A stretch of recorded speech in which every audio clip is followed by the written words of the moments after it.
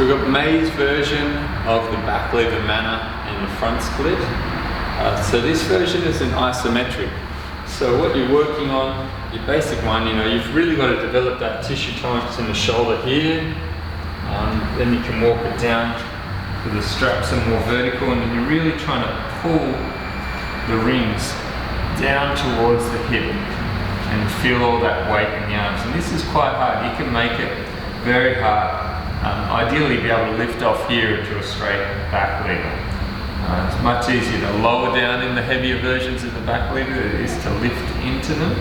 But here you're holding strong, bring one knee up, other knee up. Once you're kind of feeling good with that, you can bring both knees down, and then you're trying to lift up into that isometric hold. So you start with the rounded version, the rounded tuck, and then trying to extend that lower back, and then hold that position isometrically, which is quite heavy.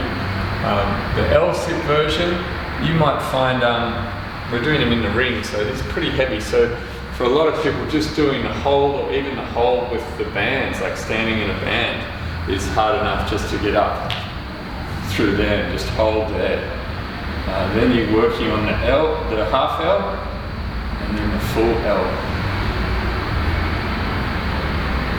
So it's a lot of control through the shoulder, pretty challenging. Then we've just got the single leg bend position, holding the rings to get the split. So you've got the rings here, and then you're splitting up, pulling through. 30 seconds one leg, take a big breath, breathe out and stretch, then breathe while you're in it, and you're trying to get that split leg up as high as possible, really stretching through, getting that forehead down to the shin. So pretty heavy duty, constant, because there's no rest, you're just going 30 on each. You might find that you need to kind of do about 20 seconds of work on each of those splits, so you've got a kind of 10-second breathing rest between going to the next one, but 2-minute rounds. As always, first 2 rounds, really get warm, get a feel for the movement, switch on the muscles. Don't always hold yourself to the version you did the week before, or you've done in the past. Always warm up first, see where you're at in the day, because depending on what you did the day before, the last couple of days, you might be a bit pre-fatigued, and if you force it too hard, you might just tweak something or whatever, and it just makes the whole process take longer.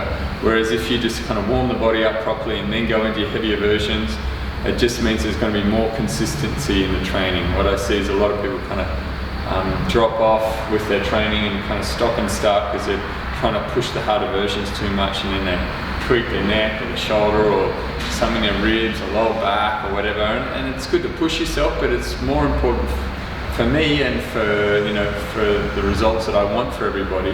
What I see is the people that kind of just push a little bit and then know when to go easy and know when to go harder, they're the ones that are going to get the better results. So really listen to your body, work hard, get the results.